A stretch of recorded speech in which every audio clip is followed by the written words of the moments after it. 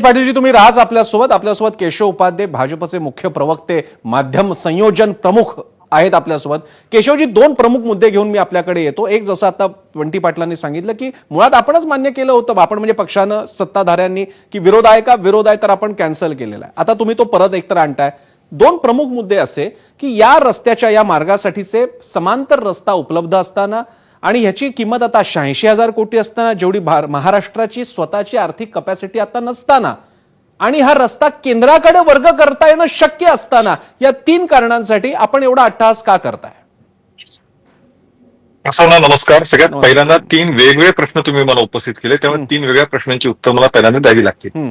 सगळ्यात पहिल्यांदा लक्षात घेतलं पाहिजे की मी छोटं उदाहरण, आमच्या इथे मित्र सतेज पाटील बसलेत आणि त्याने मगाशी मुद्दा मांडला की ती गरज काय वगैरे वगैरे. मी काय 25-30 वर्ष त्यांना मागे घेऊन जाऊ इच्छितो. मागे ज्यावेळी मुंबई पुणे एक्सप्रेस हायवे चं काम सुरू झालं होतं आणि त्यावेळेस असाच प्रचंड विरोध काही जणांकडून झाला.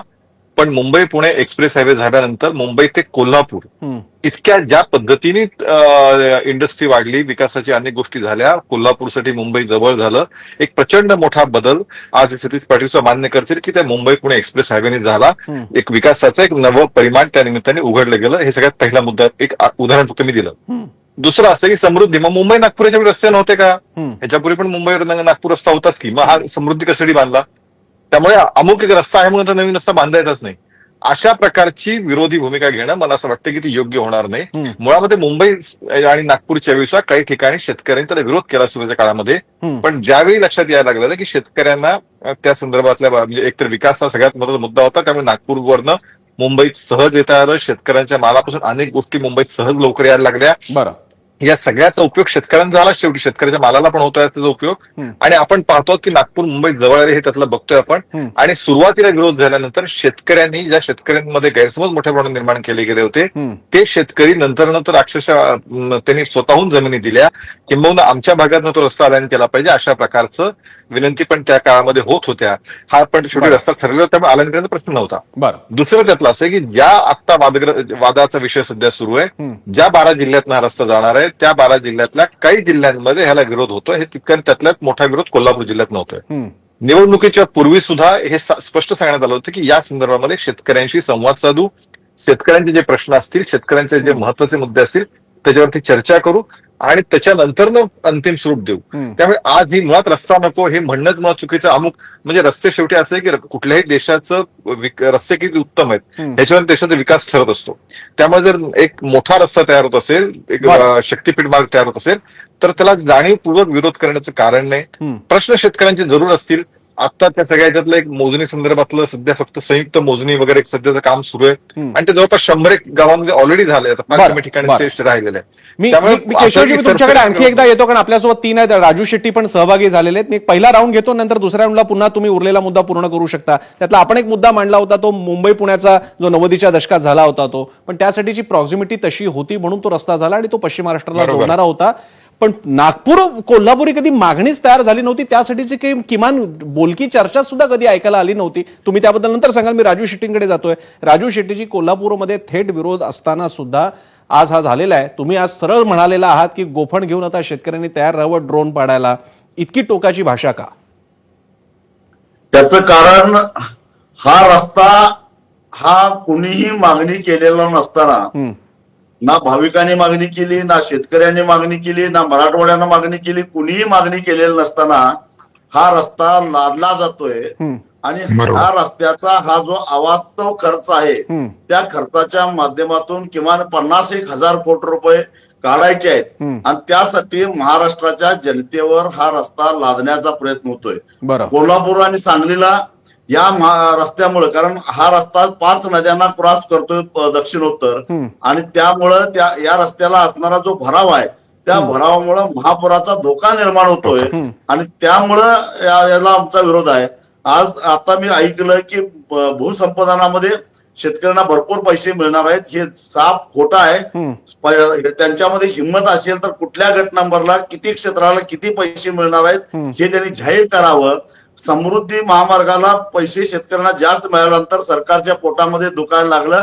त्यांनी अमेंडमेंट केली 2022 साली आणि त्याच्यानंतर समृद्धीच्या तुलनेनं शक्तीपीठाला केवळ 40 ते 45% एवढीच रक्कम भूसंपादनापोटी शेतकऱ्याला मिळणार आहे. आणि सगळ्यात महत्वाचा मुद्दा म्हणजे सध्या कोल्हापूर ते नागपूर हा जो राष्ट्रीय महामार्ग आहे तो नुकताच राष्ट्रीय महामार्ग प्राधिकरणानं बांधून पूर्ण केलेला आहे.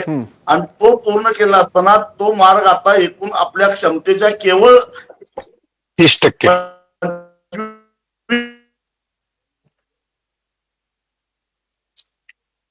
राजू शेट्टीजी, तुमचा आवाज फ्रीज झालाय, पण मला बेसिक तुमचा मुद्दा कळलेला आहे. मी एक मुद्दा घेतो सतेज पाटलांकडे आणि पुन्हा केशव उपाध्यायांकडे, दोन्ही नेत्यांचा मुद्दा घेऊन येतो. सतेज पाटीलजी, आता जे राजू शेट्टी सांगत होते, प्रश्न पिकाखालची जमीन जाण्याला विरोध आहे का चांगला योग्य तो बाजारभाव मिळण्याचा मुद्दा आहे?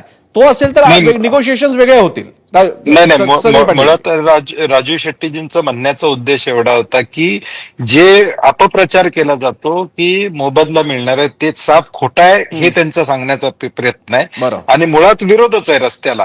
कारण की ज्याचा उल्लेख राजू शेट्टींचं कट झालं, नॅशनल हायवेचे नॉर्म सांगतात 30 ते 40 कोटी रुपये पर किलोमीटर. हा जातोय 100 कोटी रुपये रस्ता. नॅशनल हायवेचे 30 ते 40 कोटी रुपयाचा नॉर्म आहे. तो मुद्दा ते सांगणार होते. आणि दुसरा मुद्दा आहे, 86,000 कोटी रुपये खर्च करून मी तो मुद्दा विधान परिषदमध्ये मांडला की दरवर्षी 3,000 कोटी रुपये टोल गोळा झाला तर पुढच्या 27 वर्ष लागतील ह्याला वसूल व्हायला. म्हणजे शक्तीपीठाकडे जाणाऱ्या लोकांनी 500 रुपये भरले तरच त्या शक्तीपीठाचं दर्शन होणार आहे. मुद्दा क्रमांक 1.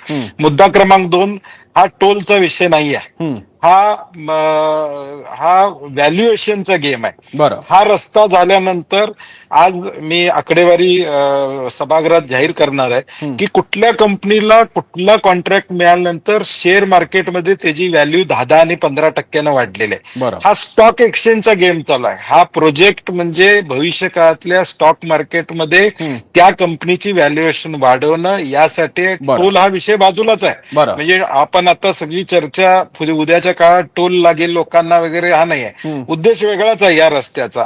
आणि म्हणून हा रस्ता गरजेचा नाही. आणि आमचे मित्र केशवजी म्हणले ते मुंबई पुणा हा वेगळा विषय होता, त्याला विरोध झाला असेल परंतु लोकांनी मान्य केला. इथं एक्झिस्टिंग रस्ता आहे. म्हणजे समृद्धीवरनं छत्रपती संभाजीनगर ते सोलापूरला येणारे मार्ग आपल्याकडे त्या ठिकाणी आहेत.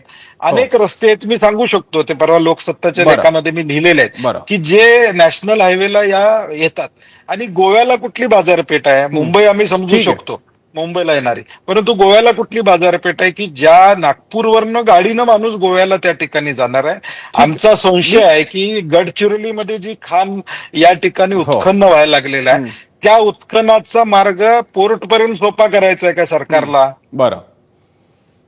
ठीक आहे, मी तो मुद्दा फक्त पोर्टचा घेत नाही, कारण मग त्याचं उत्तर स्वाभाविकरित्या मग समृद्धी जास्त सोपं राहील नाशिक मार्गे मुंबईला येण्यासाठी, पण मी त्याच्यात जात नाहीये. मी केशव उपाध्यायांना हा एक मात्र मुद्दा विचारतो जो सतेज पाटील विचारतायत की काही कंपन्यांचं व्हॅल्युएशन वाढवून घेणं आणि या मधल्या काळामध्ये 50,000 कोटी हा एक सारखा शब्द येतोय. 35,000 कोटीचा मार्ग 50,000 कोटीपर्यंत जातोय. हे 50,000 कोटी कुणाकडे जाणार? आणि मुख्य मुद्दा मी केशवजी मगाशी विचारलं होतं, आता आपल्याला लाडकी बहीणला देण्यासाठी 2100 रुपये दिले जात नाहीयेत आणि इतर ठिकाणचे वर्ग करावे लागतात. अशा वेळी पुन्हा एवढा मोठा खर्च कशासाठी?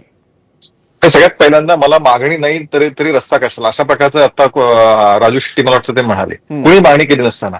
मग असं आहे की मी अनेक उदाहरणं देतो. अगदी पहिल्यांदा ज्यावेळी मुंबई ठाणे लोकल सुरू झाली ती पण कुणी मागणी केली नव्हती.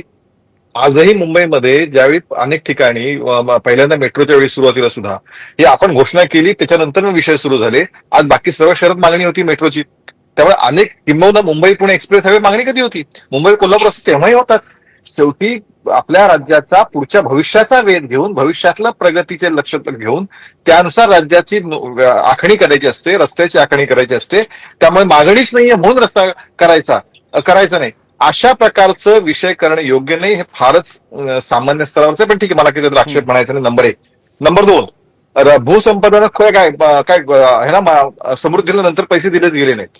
मुळामध्ये असं आहे की समृद्धीच्या वेळी सुद्धा एक त्यावेळी नियम केला गेला की ज्यांनी स्वतःहून जमीन, म्हणजे एकतर रेडी रेकनर किंवा त्या गावातले टॉपचे जे 50 व्यवहार आहेत त्याची सरासरी, याच्यापेक्षा ज्यांनी स्वतःहून दिलं त्याच्यात 5 पट आणि ज्यांची जमीन घ्यावी लागली त्याचे 4 पट. अशा प्रकारचा ज्यातनं समृद्धीच्या शेतकऱ्यांचा पुरेसा केशवजी, त्यामध्ये मोबदला एवढा दिला खर्च गेला. आता समृद्धी झाला. केशवजी, हे सांगा, या खर्चाची आता गरज आहे का? या क्षणी 50,000, 88,000, 83,000 कोटी आणणार कुठून? एक मिनिट त्याचं उत्तर देतो. असं आहे की बऱ्याच वेळा त्यावेळी ती जी राज्याची रस्ते किंवा इन्फ्रास्ट्रक्चरच्या गोष्टी असतात त्यावेळी त्या लगेच दुसऱ्या वर्षी प्रॉफिटमध्ये चालतील असं नसतं. अनेक शहरामध्ये आजही आपण सार्वजनिक बस सेवा या तोट्यात चालवतो, कारण मुळात त्या सर्वसामान्यांसाठी असतात आणि समाज कल्याणाचं काम राज्याचं असतं. बरं. त्यामुळे उत्तम रस्ते तयार करणं हे सुद्धा एक राज्याचं काम आहे. त्यामुळे उद्यापासून ते 500 रुपये टोल का 1000 टोल लोन कसे जाणार हा प्रश्न सुद्धा इथे गैरलागू आहे. राज्याचं पुढचे 50-100 वर्ष लक्षात घेऊन या राज्याची आखणी अशा पद्धतीने करावी लागते. समृद्धीवरती अशी जोर प्रचंड टीका झाली, पण जे टीकाकार होते त्या समृद्धीचं कौतुक करतायत आणि हेच मुंबई पुणे एक्सप्रेस हायवेच्या वेळी पण घडलं होतं, कारण मी त्या सगळ्या प्रसंगाला साक्षीदार आहे. बरं. त्यामुळे केवळ टिकेसाठी टीका. आता याला प्रश्न मगाशी काय, कुठल्या तरी कंपनीचं व्हॅल्युएशन. मला असं वाटतं की कुठल्या कंपनीचं व्हॅल्युएशनशी राज्याला काय आणि राजकीय नेत्यांना काय देणं घेणं आहे. असं आहे की ज्या पद्धतीने ओपन टेंडरमध्ये जर ते कोणी येत असेल आणि ओपन टेंडरमध्ये मान्य नसेल तर प्रत्येकाला, आता आपण नुकतेच ते प्रकरण बघितलं, हायकोर्टाने एक टेंडर नाकारलं, रद्द करायला लावलं. त्यामुळे सुप्रीम कोर्टाने हे रद्द करायला लावलं. त्यामुळे हा प्रश्न कुणीच, अरे कुणाचं व्हॅल्युएशन, याच्यामध्ये कुणाचं व्हॅल्युएशन वाढवायचं असेल तर ते महाराष्ट्र राज्याचं व्हॅल्युएशन याच्यातनं वाढणार आहे. बरं. त्याची काळजी आपण केली पाहिजे. नंबर 1. नाही, मी केशवजी, मला एक मुद्दा कळला, कारण मला वेळेची मर्यादा पाळावी लागेल, पण तुमच्या मुद्द्यामध्ये एक मुद्दा यासाठी की टेंडर किंवा व्हॅल्युएशन यासाठी महत्वाचं ठरतं, कारण काही विशिष्ट अधिकारी जेव्हा रिटायर झाल्यानंतर सुद्धा त्यांना एक्सटेन्शन मिळतात, तेव्हा मात्र खरंच कौतुक वाटतं की अशी काय कौशल्य असतात विशिष्ट एजन्सीजमध्ये, व्यक्तींमध्ये, अधिकाऱ्यांमध्ये. म्हणून तो प्रश्न होता बहुधा सतेज पाटलांचा. मी शेवट करायला फक्त मी शेट्टींकडे जातोय, कारण मगाशी त्यांचा फ्रेम डिस्कनेक्ट झाली होती. शेट्टीजी, मला अगदी शेवटचं आणि ब्रीफ उत्तर द्या प्लीज, की हे चालूच राहिलं तर तुम्ही काय मार्ग दाखवणार आहात शेतकऱ्यांना? तुमची भूमिका काय असेल? हा सरळ दरोडा आहे. म्हणजे भविष्यामध्ये या रस्त्यावरून प्रवास करणाऱ्या प्रवाशांच्या खिशावर तर दरोडा आहेच, पण शेतकऱ्यांच्या जमिनी कवडीमोल किमतीनं घ्यायच्या. आज पोलीस ज्या पद्धतीनं वागतायत, एखाद्या सुपारी बाजार गुंडांना वागावं त्या पद्धतीनं पोलीस वागतायत. आज धाराशिवला तशाच पद्धतीनं त्यांनी वर्तन करण्याचा प्रयत्न केला, पण सुदैवानं मोठ्या संख्येनं शेतकरी जमा झाले, त्यामुळं पोलिसांना पळ काढावा लागला. जर मी देवेंद्र फडणवीसांना या माध्यमातून इशारा देतो, तुम्हाला जर का शेतकऱ्याशी पंगाच घ्यायचा असेल, कारण एका बाजूला कवडीमोल किमतीनं शेतकऱ्यांच्या जमिनी घ्यायच्या आणि खाजगीकरणाच्या माध्यमातून आम्हा पैसा त्यातून कमवायचा, राजकीय नेत्यांनी 50,000 कोटी रुपयाचा भ्रष्टाचार करायचा आणि बळी मात्र शेतकऱ्यांचा द्यायचा. एक लक्षात घ्या, विकासाला आमचा विरोध नाही आहे, पण शेतकऱ्यांची थडगी बांधून जर का तुम्ही विकास करणार असाल तर हे महाराष्ट्रातल्या दरोडेखोरांच्या टोळक्याला आम्ही पळवून, हे आता हे एक आव्हान असणार आहे राज्य सरकार समोर, की आता ते या विरोधाला कशा प्रकारे शांत करतायत. खास करून विसरायला नको, स्थानिक स्वराज्य संस्थांच्या निवडणुका आता तोंडावर आहेत आणि विधानसभा अधिवेशन पावसाळी तर आता तोंडावरच आलेलं आहे. त्यावेळी ही चर्चा आणखी मोठी होईल अशी अपेक्षा आहे. झाली तर या चर्चेसाठी किमान 0 आवरच्या आपण सगळ्यांनी वेळ